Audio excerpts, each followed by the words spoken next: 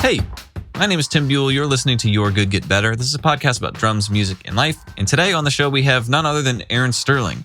Aaron is a phenomenal drummer, and he primarily has recorded, but he's also toured, but mostly he's recorded for people like John Mayer and Taylor Swift and Dua Lipa and Sabrina Carpenter and Post Malone and Taylor Swift and Keith Urban. And I mean, the list could be quite possibly endless for the amount of people that Aaron has worked with. And I had him on the show about 5 years ago. So some of you might have heard this episode, but I promise it's worth listening to again. And a lot of you haven't heard this episode because it happened 5 years ago before we found out about the show. So I wanted to replay it. And I wanted to highlight, 5 years ago when I had this conversation with Aaron, I was just really starting to get into recording at home. And it's incredible to go back and listen to this conversation because 5 years ago, I learned stuff from this conversation that after 5 years of putting to the test what Aaron said in some of this, I can tell you that I am a wildly much better remote recording drummer because of some of the things I learned talking to Aaron in this exact conversation. Some of the things that Aaron and I cover in this conversation are how to stay relevant and stay employed through a long career of recording. He also talks about this concept of you are the instrument, not your gear. So regardless of what drums you're playing, what preamps you have, what microphones, you are the instrument at the end of the day. And I think that the way that Aaron talks about it is really, really interesting, and how he kind of built up that specific kind of mindset. We also talk a lot about this concept of committing and fixing things in the moment. And it is a pain to learn this process of fixing things and, committing to things in real time and just making sure that every single step of the way you're ironing things out and making it as perfect as you can as you go along. It's very old school mindset that I have put to use for 5 years. And man, I'm so thankful that Aaron talked about that because it's changed the way that I do remote recording. And I think my clients are really happy with what they get.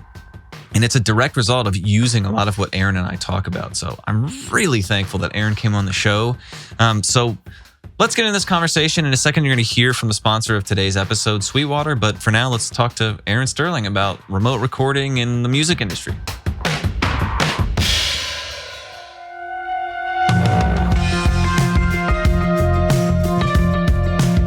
Question: do you like free stuff, like actual free stuff, like cymbals, gear, software? I figured you did, and that's why I've teamed up with Sweetwater. They are sponsoring this episode of the podcast, which means you can go to the link in the description, and from right now, May 6th through May 31st, you can enter for free to win a copy of Ableton Live 12. This is the software that I use personally for backing tracks. I use it for production and recording. It's an incredible piece of software, and you can enter to win it for free. I can't speak highly enough about Sweetwater. I've been using Sweetwater to buy music gear for the better part of a decade now, and several years ago, I was upgrading my studio. I spent a ton of money with them, mainly because they just had the best prices by far.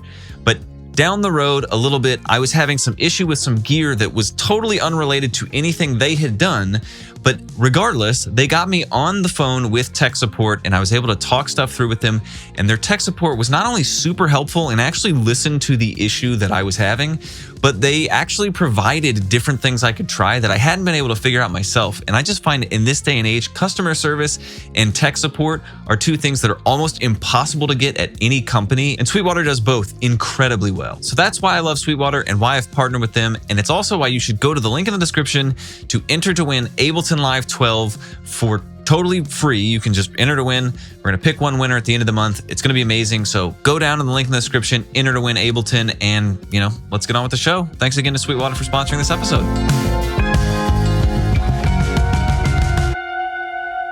Thank you for doing this.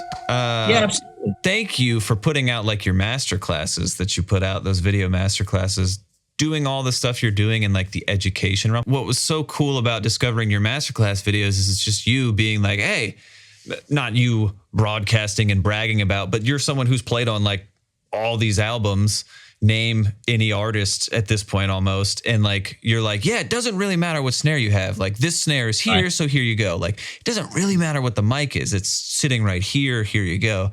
And it kind of flies in the face of all these people. So like where did you start just going, I don't care what gear I have, let's do sounds, let's make music and not worry about that stuff? Like where did that come from? I mean, really early, like definitely my teens were all about whatever the cool gear was. I mean, I think, God, I mean, any teenager who's not thinking like that, wow, good for you. Because you just sort of think, oh, I have to get whatever this thing is, this drum set or this, you're just pining after like whatever that current cool thing was. So I don't know what that was at that time, but I think just like maybe 2 years into living in LA, I moved there when I was, I think 19 or something like that. So probably early 20s, I quickly realized that like, I just didn't care so much about all the fancy stuff that I had, although I didn't have that much. I really just had like one nice kit and then a couple of snares. And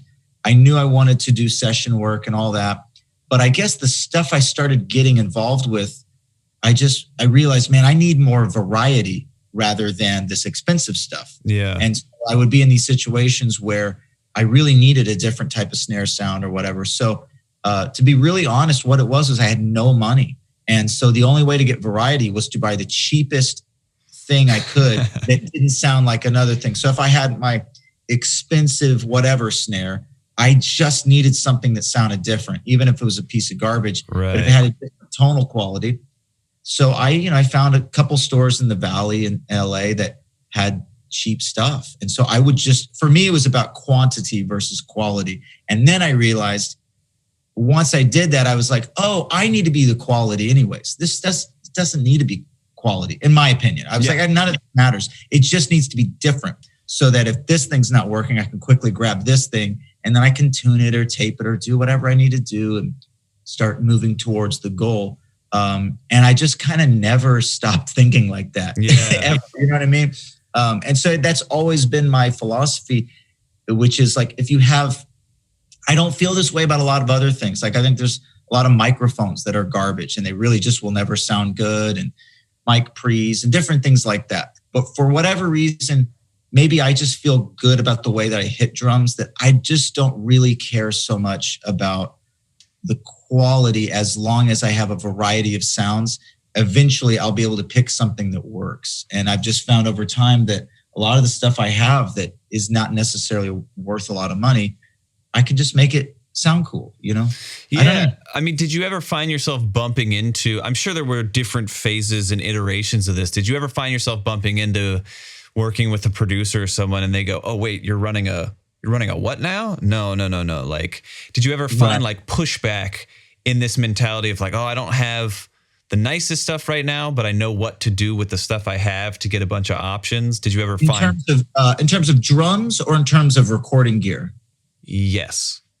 Both. Yeah. I mean, definitely early on as a drummer, as like a young drummer, way before like everybody was obsessed with recording rigs and that stuff, I would show up to sessions with some broke ass shit. And I mean, I remember doing sessions for people that were coming more from the 90s mentality. It was these sort of 80s and 90s session legends. And they're looking at me like, wow, that's a weird kit. Nothing was matching or anything like that. So visually, I think they would maybe be disturbed, but then it sounded good. So I didn't have a lot of pushback as long as I started playing and things were sounding good. But yeah, definitely to a lot of people, they'd be like, wow, that's a cool old little kit. That was their passive aggressive way of saying this is weird. But I like that. I like pushing through those moments and proving that it's all going to sound good.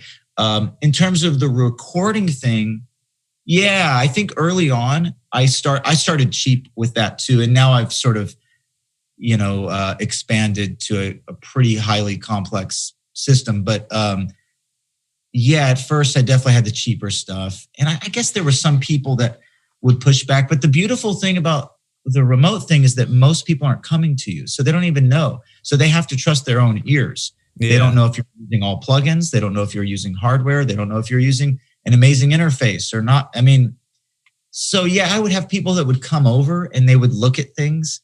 But actually, how about this? This is the best way to explain it. I had a guy early on that was sending me tracks. He always loved it. Everything was great. And then one day he said, hey, I'd love to come over. I'm like, all right, fine. So he comes over just to sit there and watch. And then he apparently has all sorts of problems with my setup because now he's being challenged by the fact that I have apparently a lot of cheap shit at this time, right? And he starts kind of like, yeah, I don't know about this. I don't. And I was like such a wake up call to me to realize like, yeah, I know what's important here. I definitely like the way things sounded. And now it's the whole thing. Right. There's like a juggling of, so I've like toured for most of my deal, and I'm just now getting into session stuff and like doing stuff here. And I have realized that just like when you're touring, the interpersonal workings of everything is a thing. Like it's also true when you're doing remote stuff for people, because if they don't know your gear and they like the sound, they love it. But then they realize that it's not the interface or the pre's or the whatever they thought it was. And then they go, wait a second. Like I was talking to a buddy of mine who engineer came over to like work the session, and he saw like some kind of ribbon mic on the hi-hat and was like, oh, you can't mic a hi-hat with a ribbon mic. And he's like, well, I can, I have, and you liked it until, so like, how do you juggle? What would you say like the difference in when you're in a session where there's actually people there, you're with whoever you're creating with, what is like the difference in how you pitch your ideas versus when you're remote and you're, because I've always found that in the room, it can be really hard sometimes when you're like, I have this idea for this section of the song. Oh, yeah. And pitching it in the room with people can be very different than remote when, you don't necessarily have to be like, no, I'm going to convince you it's really great. You just kind of can send something and go, isn't this great? Like, what is the difference that you've found between pitching ideas?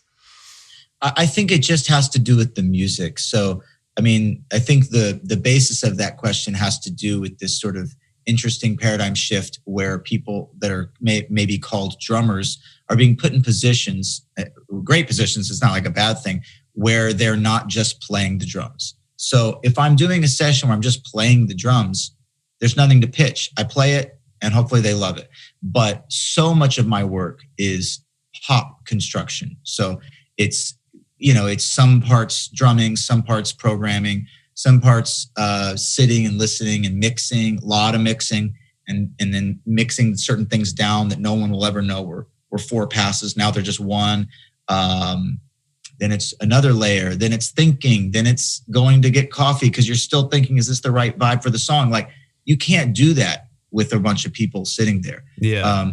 So I liken it much more, at least what I do 70% of the time. The other 30% is like just drumming. Like I said, like, man, here we go. Here's a drum set. But I'd say 70% of what I do is like mixing.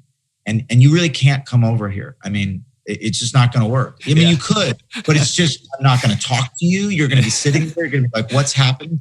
Because I've hit a point now where I don't want to explain anything to anybody. I just want to present the idea that's finished. And if you hate it, totally cool. We will keep working. I always respect the artist first, but that is my point. That the only way to respect an artist when you're having to do these convoluted layers is they have to leave you alone and just, you have to do what you got to do and then send it to them. And then, or I mean, they can come to the room if they want to come to you, but it's exactly how mixers work. You don't just sit there and go, what are you doing now? Ooh, no. That's a serious EQ on the snare. No, I'm not. You can't do it like that. So I don't let people come over out of respect for them. You know what I mean? Yeah. So, and yeah, I guess asking the question, I mean, you are definitely at like, when I'm pitching an idea in a room, it doesn't hold the same weight as when you're pitching the idea in a room. Maybe. And but it takes time, you know? And no. That's not a fault on you. I'm just saying, like, I'm just trying to get that very clear in case anyone who's listening, which they aren't, is confused. You're covering your bases. Yeah, covering my bases. But still, to be honest, it's still very hard though. If I have a whole band, right, and they're in this room with me at my place, it is actually very hard to pitch an idea because it takes so long. Yeah. And so the process of them having to sit there going, like, is this how long it takes? And their perception of time and everything is different when they're sitting there. But when they're, at the grocery store or they're doing whatever they're doing, they're not thinking about how much time I'm working on their song.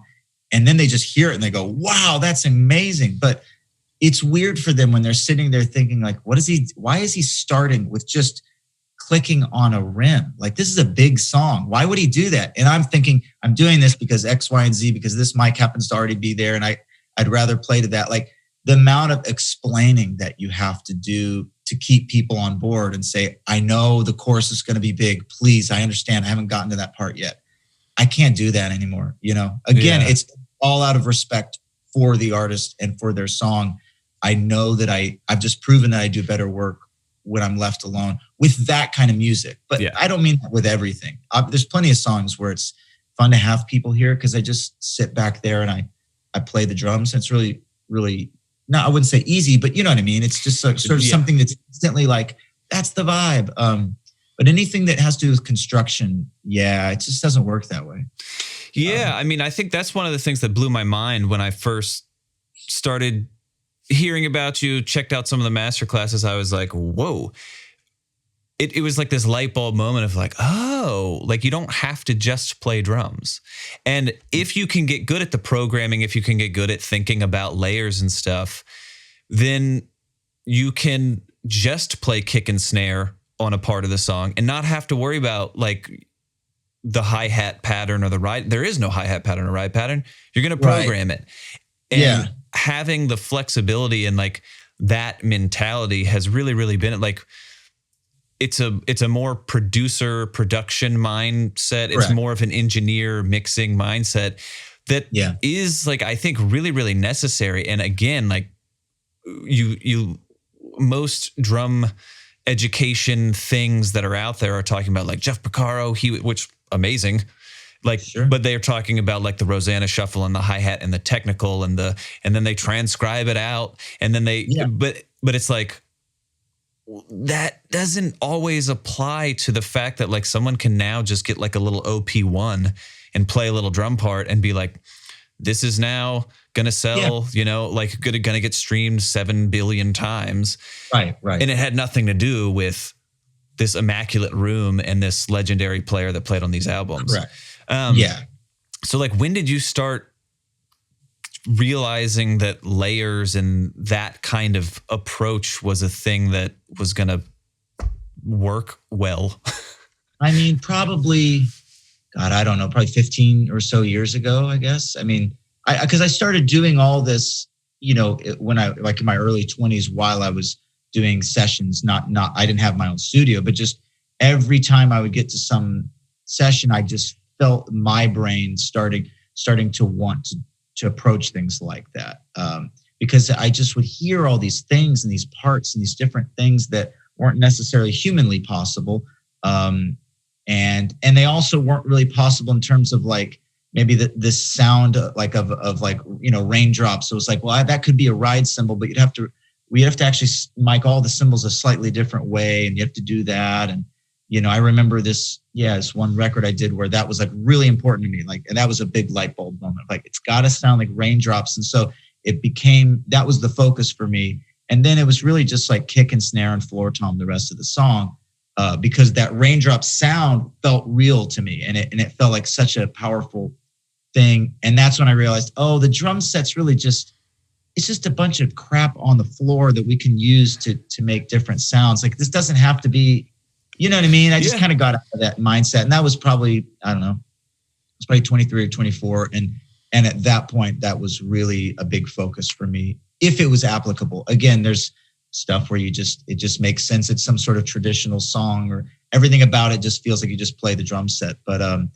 I started moving towards that line of thinking. And I think people started coming to me for that. So that just became, I don't know, a confluence of events where that's really just how I thought of things. But I also noticed how difficult it was if the engineer wasn't the right engineer. And that's sort of what led me to having to get my own place, because I just couldn't take it anymore, where people, it wasn't necessarily their fault, but they just didn't understand what I was trying to do.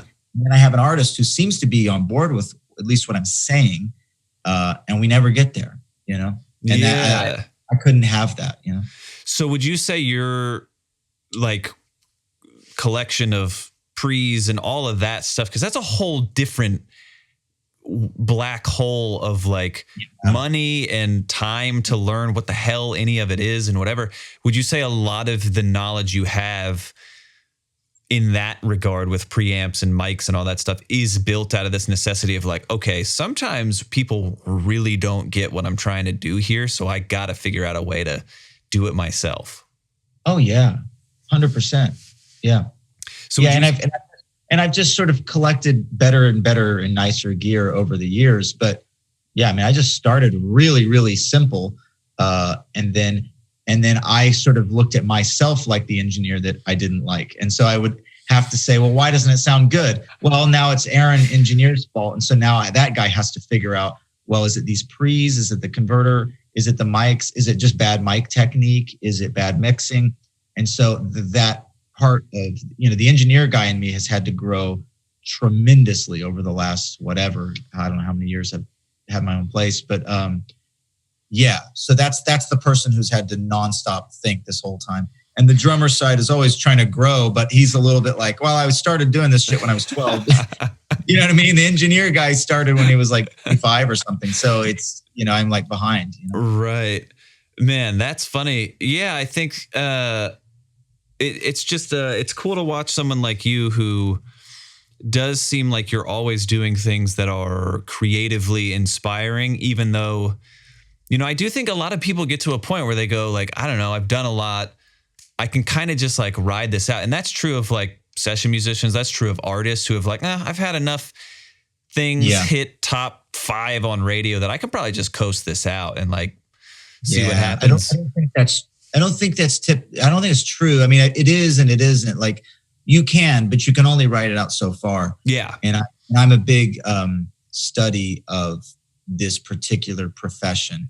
And I have studied the careers of a lot of people. And I've never wanted to emulate anybody because I know that ultimately you got to be yourself.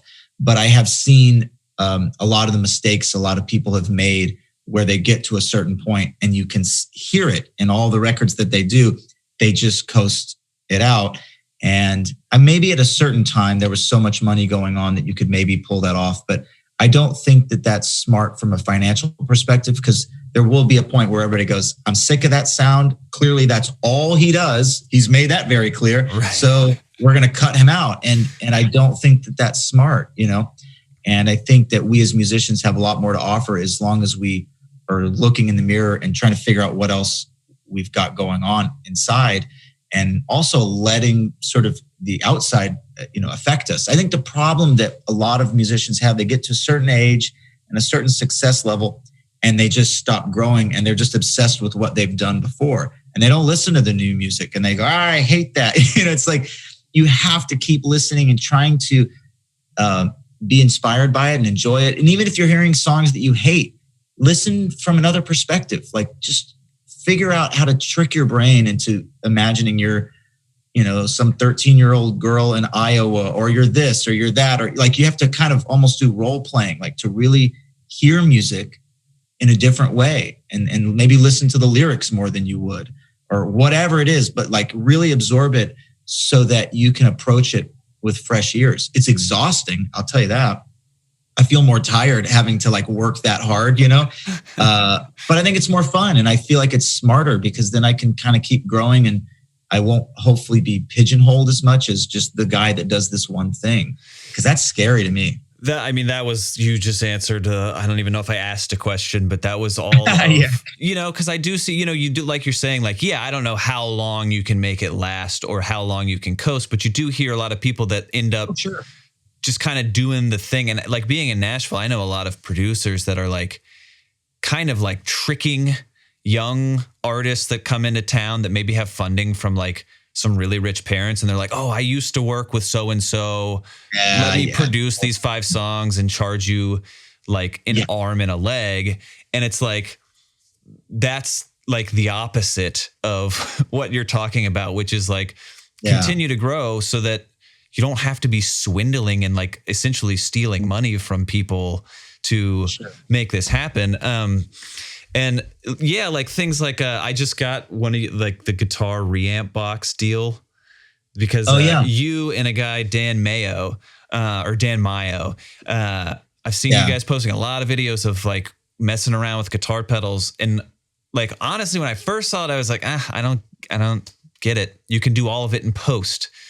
But the thing that I've come to finally realize is like, man, having that thing happen while you do it influences and impacts everything. Oh, it's huge that you do.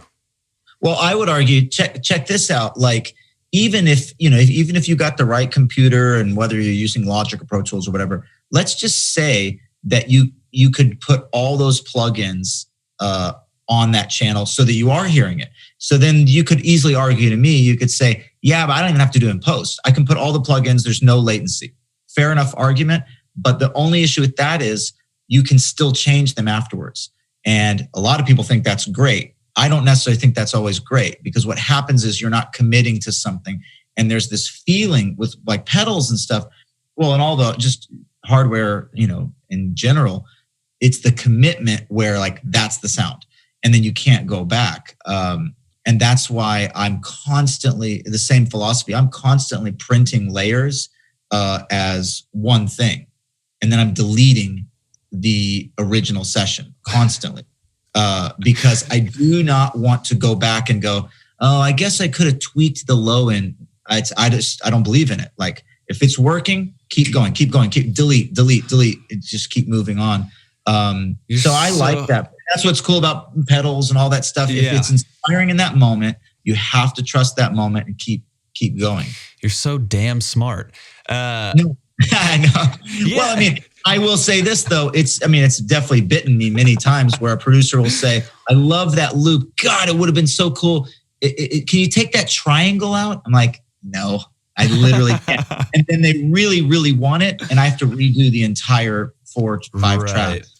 But I'd still rather have that happen once in a blue moon than to constantly be thinking about how you could maybe change this. It's like, ugh, I hate that. Just keep moving. Right. I think the thing that resonated with me is like I'm getting better at it, but like the more tracks that I do, I'm getting away from this mentality of like, I could fix that later. I'll move on to this other thing. It's like, no, don't. Just fix it now. Like, have it be right. Don't have to fix it. And it's tough when you're doing like all these layers and when you're doing stuff and you're just like, you have an infinite amount of time. It's tough to know like when you're just spinning your wheels and when you're like, no, just play that a little bit better because it's going to make everything easier. Yeah, exactly. But it's very, very true. Like, there's so many times where I've thought, oh, that shaker that I just did maybe was weird right there, but like, I'll fix it later. And then I'm in there like editing it or like bouncing out things and going like, shit, this just like doesn't sound good. I should have fixed it. Yeah, I'm always fixing in the moment, and it is exhausting, but it's better that way, because then the idea behind it is that at any point you can hit play and everything you have is good so far. Maybe it's not finished, but at least it's good. I don't like the idea of hitting play at any moment and going, well, that's going to get fixed, or that's gonna ever. Like, I always, every single thing I do, if something has to be fixed, I do it right in that moment before I move on to the next thing. That's also smart. Like, I used to tour with this band that like their biggest fear was someone that would say, it should be good. Like, hey man, we're trying to plug backline in. Is this outlet, like how many breakers do we got? Like, it should be good. Like, that's that same thing of like when you're tracking and you go like, that's gonna get fixed, or that should be fine once I do XYZ to it. It's like, but it might not. And at that point, you might not have the ability. And it's the only reason people don't do it that way a lot is just because it takes too much time. For example, like anytime somebody programs a hi-hat part, right? And you're just, but you're playing it on the keyboard. Everybody, if you want it quantized, everyone quantizes it immediately. Why? Because it's one click. It probably takes a total of 2 seconds to quantize that. But if I told you, it's going to take you 8 minutes to quantize it, you might wait because you're like, I don't want to do that now. But that's a problem. See, then you're just being lazy. And so I've realized that a lot of that really just comes down to laziness, because certain things you can do with one click, and people always do those immediately, but they don't do the other things that might actually take manual editing. So I just do it all immediately. So that always feels good because that also informs how you're going to play the next thing. So if that's not right, well, then your next thing might not be right either. And that to me gets back to like the guitar pedal thing, like if you can't run all those plugins and you don't have the guitar pedals, but you can go, I can do it in post. You go, it's going to be this cool thing. There's going to be delay. It's going to sound like this, whatever. But you might play too busy because you didn't actually have the delay going or whatever. And the snare sound really should be a very different snare because that pedal you have has so much low end that you shouldn't use that snare or whatever. There's a million reasons why it really makes no sense. Yeah. Yeah. And I get that's like a pain in the ass for a lot of people, or in a lot of ways it's maybe even considered too old school because just plugins are so amazing. And I constantly use plugins. So I'm not that guy that's like all analog all day. Like, I mean, I don't believe in that either. For me, it's about whatever sounds best, but also affects my workflow in the most positive way for the final product. That's all it really comes down to. I mean, it's like unsurprising to me. So like I've said for a long time that my favorite drum videos that exist from a like performance, from a like visual aesthetic, and from a engineering standpoint are like the video, and from a drum standpoint are the videos you made with Sugar Percussion, with Eric Valentine, with those drums and you. And like I've watched Eric Valentine's YouTube channel. Again, he's another person that's just putting stuff out there going, I've done this stuff. Here's how I did it. And you're just like, oh my God, what the hell is happening? Like, how is he?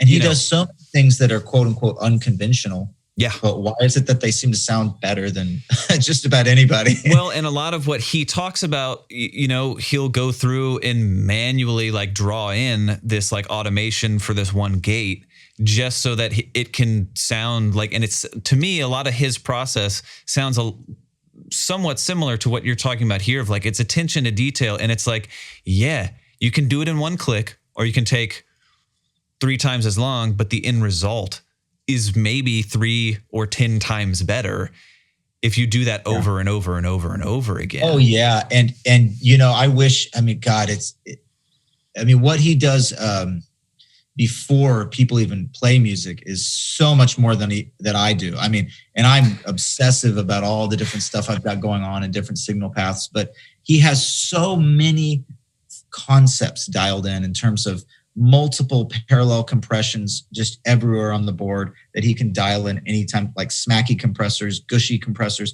and everything is like routed through these things. They're just available. He has multiple chambers and plates and spring reverbs, like so many things that are all patched in. So he can quickly start like listening in to see what tonally works. So he's highly prepared. So he, in some ways, he seems like this crazy lo-fi weirdo guy. He's so prepared and he listens so intently. So you also can't say he's like that nerdy guy that isn't thinking about music and he's only thinking about science. He's not that guy either. He is this strange combination of both those concepts, and it ends up being just the greatest thing ever. Yeah, I love that guy. There's really nobody like him. Yeah. Yeah, I mean, a lot of the stuff that he just does a lot of things where you go, wait, what? Yeah. Like I had never heard anyone mix as much like weird mid-range stuff into drums that most people are like deeming as bad or whatever. But he's got a way of making it sound awesome. And part of that's because he's doing it. And part of that, like you're like, I mean, sometimes I want to like just pull up a terrible session and have him mix it because I'm like, right. You want to see him work with the... Yeah, exactly, with the worst. I know that's always really, really helpful. I agree. It's really good if you could see people like that deal with like the most garbage kind of thing and how far can they actually get it. Yeah.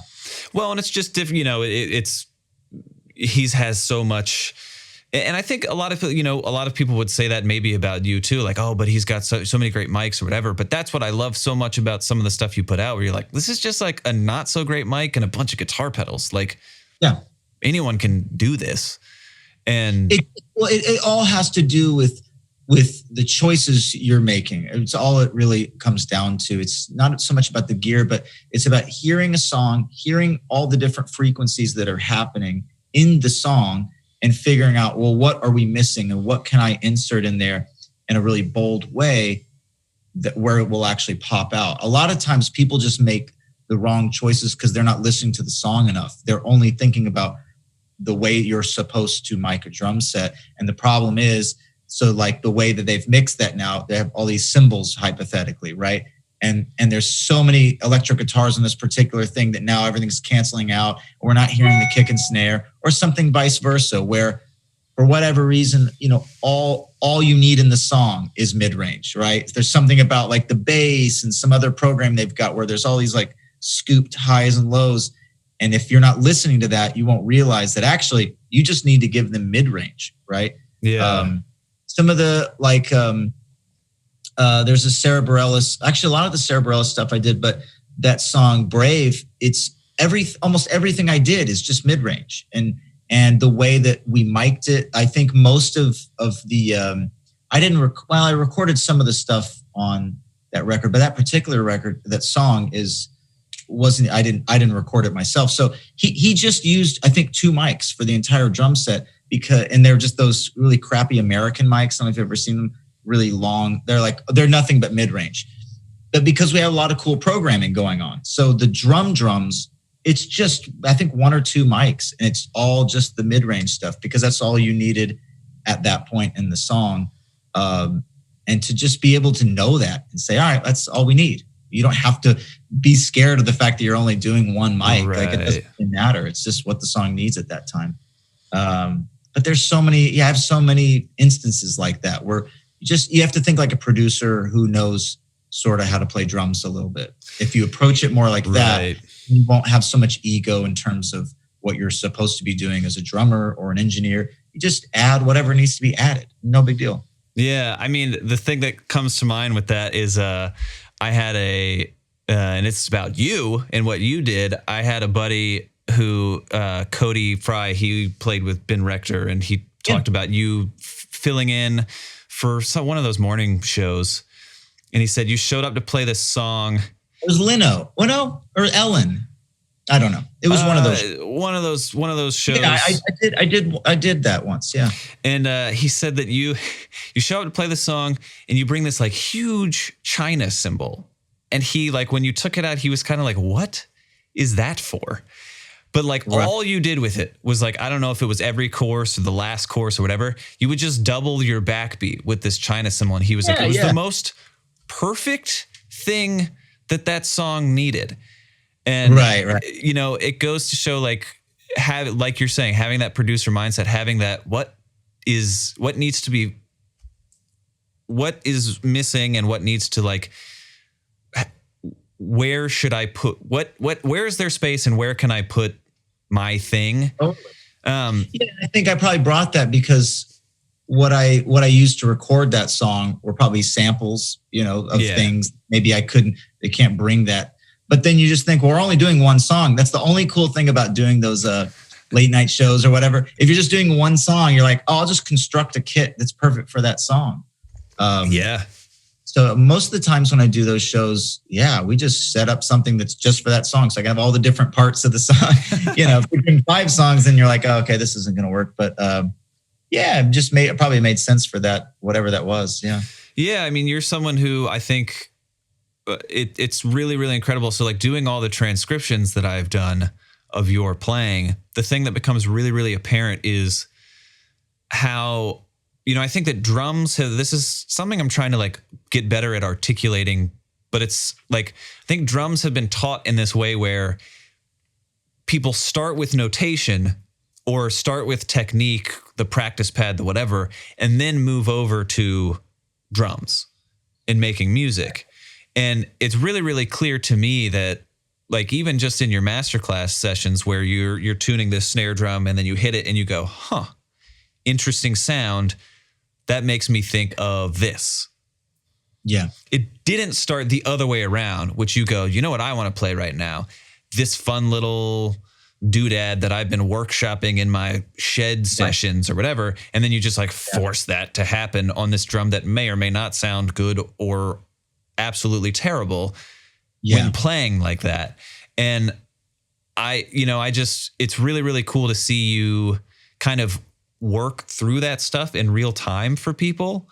Right. Because I don't think that's what's happening. I think a lot of people are hearing someone play and they're going, amazing. I'm going to go do that on my drums. And it's like, well, even if you have the notation and the same room and the same mics and the same whatever, if you haven't tuned the drums and you don't know how to hit the drums to make them sound like that, the notation is just random black dots on a page. Exactly. Although, it's funny because I fully agree with you. But I also can see in some ways with this enormous generational mindset shift that's happening with a lot of stuff we're talking about, I think there's potentially a danger too in people going the opposite end where it's all about the vibe and all about the music. And so they're focusing on this thing that they know is ultimately the most important thing, but then they don't have the technique to back it up. They've not actually done enough work in terms of reading and some of that traditional stuff. And so what happens is they will then get a major roadblock at some point where they realize, I can't physically do what I have to do right now. Yeah. Or it just doesn't feel right, even though I'm getting these killer sounds and I'm respecting the music. But they realize, oh shit, the drummer in me isn't really good enough. And then that becomes hard, probably psychologically, to then start practicing more as a drummer when you feel like you were already, this other person that was ready to go. It's a little, so I think you have to try to do both at the same time. But that's a lot for the human brain. It's a lot. So, because I definitely didn't ever think about recording myself. I definitely thought about being a session drummer when I was really young, but I didn't think about having to do all this stuff. And I'm glad I didn't have that in my brain, because I don't know if I would have focused as much on just being a drummer and listening to music and jazz and improv and all those things. I think I might have been a little too like, I got to get, mics, Dad, please, and then I might have delved into that a little too soon.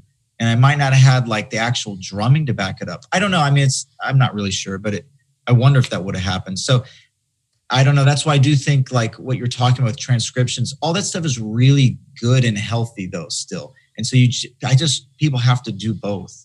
It's just a lot of work. I think it is a lot of work, and it is, I can look back over my like evolution as a musician and think of like in college, all I cared about was like nerdy drum shit. Like, let me get some Vinnie Colaiuta solos. Let me get some chops. Let me learn how to like slam this like Latin groove down your face, even though like no one wants that. You know what I mean? It was like all about that. And like you're saying, it's almost like I had a teacher in college at some point say like, practice now because you'll never really get another time to practice like ever again.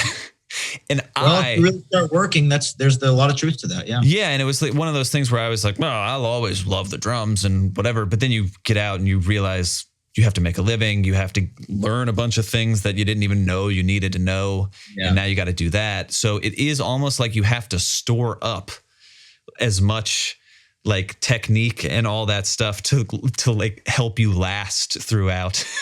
Yeah. And I've heard you talk about how, there's things in your technique or your playing where you go, man, that could be better or whatever. But oh my God, of course. At this point, is maybe the I can't do that with my left hand, is that holding you back, or is that just making you think a different way and like getting better technique? Would that then throw off the balance you have right now of what you got going on or whatever, I don't believe that any better technique would hurt me. I don't think it's like a situation where like, I'm perfect the way I am. Don't change me. I don't think it's like that, but I respect the amount of time a person has to put in to get to these different levels. Yeah. And I don't need that as a person. I don't care. I don't need certain, not everything, but certain things that I could be so much better at. I don't believe I need to be, because I don't believe in the idea of like, be the best drummer you can be. I'm trying to be the best musician I can be. And the drums are just one aspect. They're like the main aspect, but they're just one aspect. And I have for me, a deeper journey of wanting to just continue to make music and help with the construction of songs. Like the whole, like drumming part, it's like, whatever. I'm just I already feel overqualified in a lot of ways, and I'm not even that amazing of a drummer. You know what I mean? Yeah. Like, because there's so many things that I don't need to be able to do. I'm just into pop music, and I mean, I'm really into so much music, but I'm in this point in my career where I'm working on a lot of pop music. I love it. Like, so I don't have really a huge interest in sort of like getting certain drumming technique things any better, because it's not how I want to spend my time, you know? Yeah. It's not, you know, and then maybe one day, I mean, check it out. There could be like some hilarious joke where in 10 years, you know, like Fusion Friday is every day. And it's like, I don't have the ability to play on pop music because pop music is insanely difficult to play. And then that'll be like the epic joke on me. I'll be like, shit, I didn't practice enough. But I'm willing to take that risk because I need to spend my time, besides like with my family, that whole thing, like as a working person, I'm spending my time the way it needs to be spent, which is really focusing on songs. Yeah. And I think, I mean, something you said a lot that I think has been the secret to your thing, because you've said it directly and indirectly throughout this whole conversation, is like being you, and you talking about studying other people's careers, never wanting to emulate them, but learn from what they've done. And like, how have you, because I think it can be really tricky to, when you start mixing pure creativity, that side of whatever musician you are, you want like pure creative. This is what I love. This is what I'm passionate about. And then you have this like, but if you want to do it for a living, you got to make money. You got to do that thing too. How have you navigated, I'm doing me, and that's like, you know, because I'm sure there have been times where it comes down to money versus a project you're super passionate about. Like, I don't know, how do you navigate being yourself when, you know, you being yourself maybe is just spiraling off to planet Mars because no one's into like the exact thing you're into? Like, how do you... Well, I totally get that question. And that is where I genuinely count myself as just lucky. I don't think it's anything more than that. I feel, because I've seen so many examples of this not working out, to your point, I think I'm lucky that the way that I hear most songs that come my way, or a lot of the pop music that I play on, or whatever, however I hear it, other people go, "Oh, I like the way you hear that." And it's just, I got lucky, like, because I think there's so many ways people approach things that have a lot of validity, but for whatever reason, it's the wrong place at the wrong time.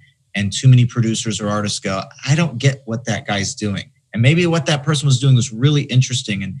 And maybe we all wish we would have listened more. But for whatever reason, that person just doesn't get to go anywhere, because the way that they were hearing things, the way that they wanted to contribute to this song didn't make sense to enough people. And so then they don't get a career.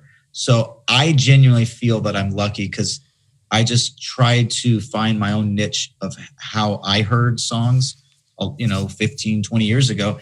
And enough people liked it that it just kind of kept growing and sort of expanding on itself, so that it became more of an accepted way of playing, or however you want to put it. But I think it's just luck. Like, there's just certain people that, I don't know, they hear things a certain way, and people are like, that's weird, no thanks. And they don't get a shot at that point, because there's just too many people that don't get it. But I don't know. I'm not really sure, but I feel really lucky, because typically the way that I want to approach a song, people are into it. I mean, they might have revisions and things that they want to talk about, but it's very rare that somebody says, I don't know what you're doing. This is not even close to how this song needs to go. That doesn't happen, you know? Yeah. And I don't know, but I think, but it's also, maybe the other way to answer that question is to think of the enormous amounts of music I don't get called to do. And there's a reason for that, because it probably becomes evident that I'm not really the right person for this type of thing or that type of thing. And I think I'm pretty versatile, and I do work on a lot of different types of things. There's still a lot of stuff that would be like, are you kidding me? I'm not the guy for that. So I think, that's your best case scenario is still, you're not going to be right for a lot of stuff. That's as good as it's going to get. But you really have to hope that there's just this way you approach something that enough people go, oh, I like that. That's interesting. And hopefully you can get a career that way. But I just feel lucky in that regard. I mean, that to me, even in that, you're talking a little bit about commitment of like, this is what I do. This other stuff, I don't do it. And that's cool. Yeah. Yeah. And I try to be as expansive as possible and grow as much. And I never want to be like, this is how I play, man. Right. You know, it's not like that. But there isn't a point at which you look at certain other people and go, I'm not even close to that. And that's perfect for that person. Right. So don't consider me. Why would you even think about that? So yeah, but I think that's great. I think that's cool because then it encourages people to continue to try to be themselves. If somebody like me can have a career and then this other person over here who is so different than me, they also have a great career. And then you just keep going down the line, you realize, oh, I guess it probably is best to just be myself because all those people are just being themselves. None of them are trying to just like do as much as possible. They're just kind of doing their thing and hearing music the way they hear it. And they seem to be doing all right. So I think I would much rather encourage, people to just do you. But unfortunately, the risk is nobody will like it. And it's just the truth. As harsh as it sounds, there is that chance that for whatever reason, the way you approach music just might not work for enough people. That sucks. Yeah. Would you say that there was a time in your life where you were less consistently making choices where people were like, I like that, let's do that? Or have you always had this is what I'm hearing and people go, oh yeah, I like that? I think for the most part, it's the second as much as I don't want to say that. But yeah, it's, I think in general, I've had a lot of luck with people liking the way that I approach things. I mean, to me, you spend a lot of time studying a lot of stuff. To me, it seems like, what do they always say? Like that cheesy, like luck is the preparation and opportunity meeting or whatever the hell they say. Like it seems like luck was created by you studying what you studied and whatever. Like, I mean, there's always I guess so, you know, because it seems like some of it is, again, it's the hidden thing that we don't even realize sometimes that I'm putting my energy towards people that are going to like me too. I mean, you have to, it's again, think of all, like as many artists as I can say I've worked with, there's still a lot of people I've never worked with. Right. And maybe there's a reason for that because I'm moving towards the people that I think are going to like me without even realizing it. They're looking for someone like me because maybe they were looking for that sound. And so it's not so much that I'm trying to say, yep, everyone likes me. I've never been in a position where anybody didn't. But you have to sort of look at it more holistically where I think you have, two entities always trying to gravitate towards each other. And the people that wouldn't like me, they definitely exist. I'm just probably not being put in those positions a lot. I'm also a good read of the room. So I probably know how to not put myself in those positions. I know when I'm not right. And I know how to avoid things that I know in my heart I'm going to show up and it's just going to be weird. And they're going to be like, that is not what we're looking for. So, I mean, I've been in those situations. They just don't happen much because I think I'm good at strategizing and not putting myself in those positions. And I don't want to put those people in those positions. So now you've agreed to pay me money. You don't seem to like me. Oh, this is great. Like, this is not a good situation. So that's like my worst nightmare. It's like somebody trying to figure out, do we have to pay this guy? Like that's it for me. So I don't know. I'm probably just good at avoiding the people that wouldn't like me in the first place. Well, dude, thanks for doing this. It was great. That's all I got to say, man. I'm just kind of... Well, thanks for having me, man. It's really nice talking to you. Yeah, man.